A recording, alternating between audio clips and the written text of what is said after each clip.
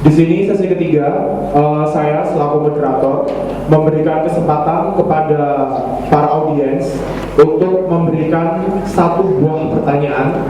Jadi dari seluruh audiens boleh ada satu orang dan hanya satu pertanyaan kepada setiap kandidat. Nanti silakan bagi rekan-rekan yang ingin memberikan pertanyaan untuk bisa mengangkat tangannya dan saya akan memilih siapa yang akan bertanya.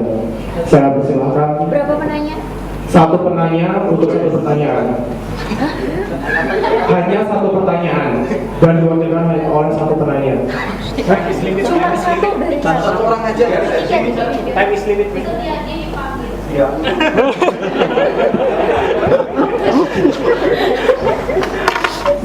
Baiklah. Baik, dari ketua KPU, dari wakil ketua KPU memberikan kesempatan untuk dua penanya. Angkatan bebas. Bebas. Tapi dengan kontrak pertanyaan sesuai dengan tema kita yaitu integrity in harmony. Silakan untuk yang ingin bertanya bisa mengangkat tangannya.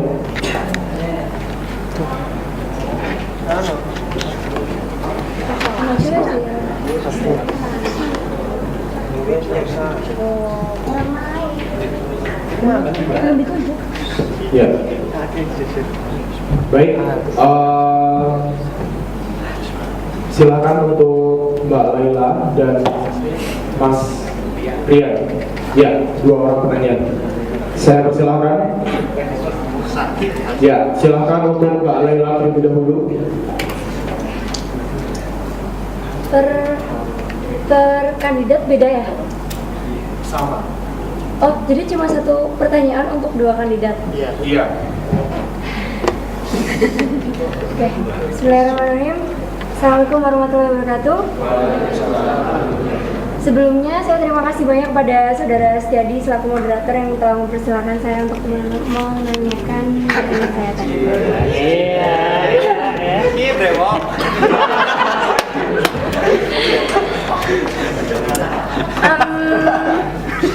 Untuk kedua calon yang terhormat yang ada di depan, satu pertanyaan pertama, cuma satu ya? Iya. Ayo Mbak. Menurut Anda, sebenarnya apa yang dibutuhkan oleh kampus kita? Tolong dijelaskan dan meyakinkan kita. Terima kasih. Ya, terima kasih untuk Mbak Laila atas pertanyaannya.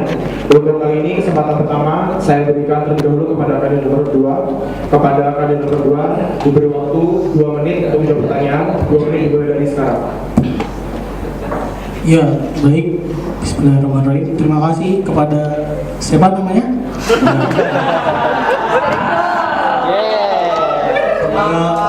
Mbak Lela atas pertanyaannya.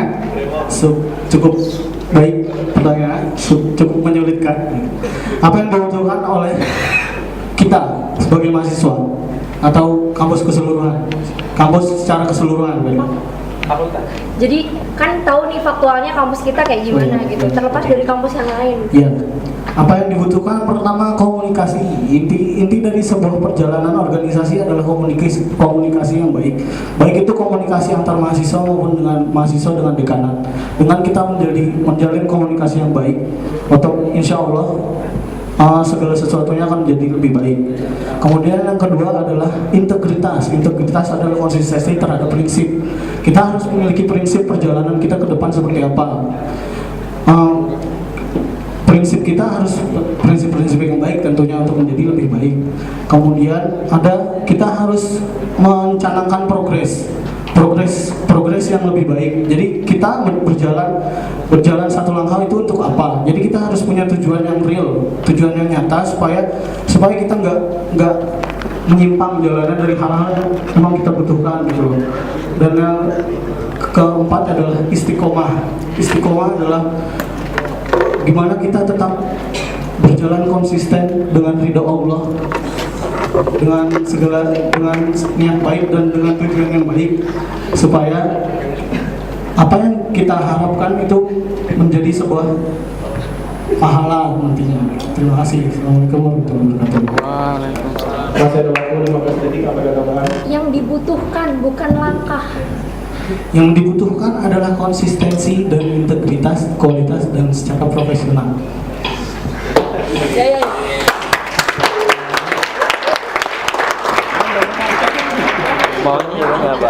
selanjutnya kepada kandidat satu diberi waktu 2 menit untuk menjawab pertanyaan. 2 menit dimulai dari sekarang. Kayak kebijakan Dan kami telah menjawab pertanyaan Ferrari.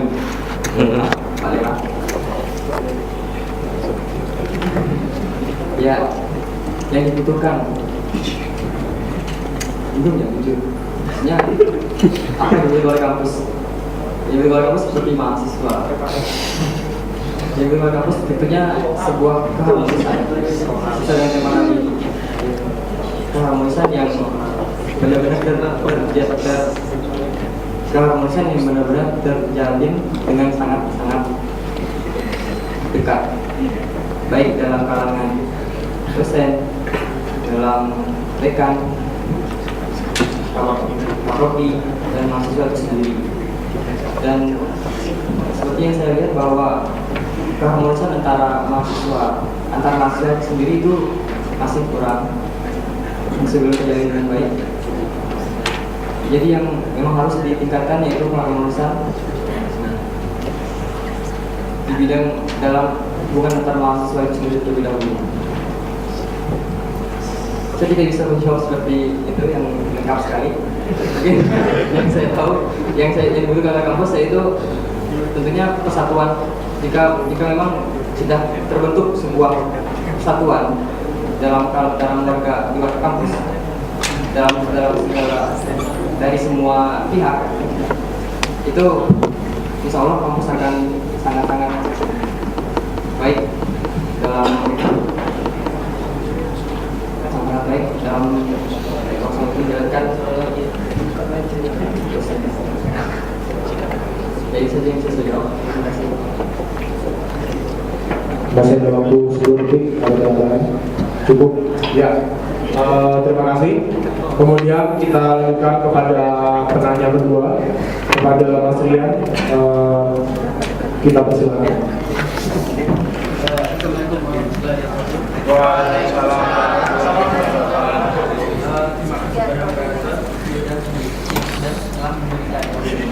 Nah, di sini sesuai dengan tema yang disebutkan tadi tentang organisasi. Nah, di sini saya berbicara tentang organisasi, kita berbicara tentang kekeluargaan dan profesionalisme. Nah, di sini untuk menunjang sebuah organisasi suksesnya berjalan secara sebuah organisasi, kita perlu rasa kekeluargaan. Tetapi dalam suatu kendala, kekeluargaan itu akan terhenti, akan hilang dengan adanya profesionalisme. Nah, di sini yang saya ingin tanyakan, bagaimana sikap Anda sebagai seorang pemimpin menanggapi apa itu kekeluargaan dan apa itu profesionalisme, dan bagaimana tindakan Anda sendiri terhadap kekeluargaan dan profesionalisme itu sendiri. Ya, saya harap begitu. Terima kasih. Sekian. Wassalamualaikum warahmatullahi wabarakatuh. Ya, terima kasih. Untuk pertanyaan kedua, kesempatan pertama saya berikan kepada nomor 1, kepada nomor 1, dipersilakan 2 menit dari sekarang. Tadi saya oleh Mas Rian itu tentang kekeluargaan dan profesionalisme.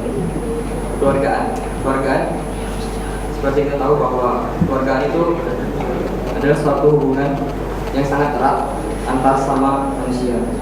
Kita sama yang di sini dalam lingkup mahasiswa dalam organisasi. Jadi organisasi itu sangat-sangat penting menciptakan menumbuhkan rasa kekeluargaan. Karena dengan adanya rasa kekeluargaan itu menciptakan sebuah hubungan yang harmonis dalam sebuah organisasi, sehingga apapun yang terjadi dalam organisasi tersebut, insya Allah semuanya akan kuat. Jika ada permasalahan diselesaikan secara kekeluargaan juga, dan itu akan berubah dalam penyelesaian permasalahan. Dengan adanya kekeluargaan tersebut,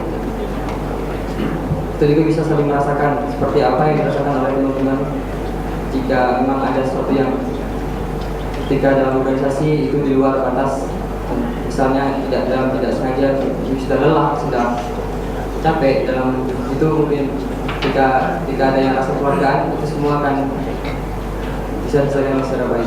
Untuk profesionalisme itu adalah sebuah sikap profesional di mana bisa membagi itu, bisa mengutamakan yang lebih utama terlebih dahulu. Tentunya ketika ada kegiatan organisasi namun harus ada kegiatan yang lain, maka di antara kedua itu mana yang lebih bisa diselesaikan, maka itu sebuah profesionalisme. Dan orang yang profesional orang yang profesional bisa tidak membawa permasalahan pribadi ke dalam permasalahan sosial. Tapi hal yang paling utama yaitu kita bisa menciptakan sebuah aturan-aturan yang memang bisa mendukung hak organisasi yang tersebut. Dengan adanya aturan maka semua akan jalan dengan cukup. Terima kasih untuk jurnalis. Selanjutnya untuk kesempatan kedua kita berikan kepada kandidat kedua. Kepada kandidat kedua 2 menit dimulai dari sekarang. Bismillahirrahmanirrahim. Menurut saya kekeluargaan adalah sebuah rasa saling memiliki, rasa saling menyayangi, rasa saling mencintai, keterikatan satu sama lain. Ketika kita memiliki rasa-rasa tersebut, itu baru kita bisa disebut sebagai sebuah organisasi kekeluargaan. Contohnya adalah ketika kita memiliki masalah, kita bukan membiarkan masalah itu terjadi, namun menyelesaikan masalah itu tanpa menimbulkan masalah baru. Dengan itu salah satu manfaat dari kekeluargaan. Kemudian ya contohnya kayak keluarga harmonis. Saya mengambil analogi sebagai sebuah keluarga harmonis. Bapak sebagai BEM, ibu sebagai mungkin kepala divisinya, dan anak sebagai UKM. Di situ dibutuhkan komunikasi yang baik, lagi-lagi koordinasi yang baik itu dengan antar bapak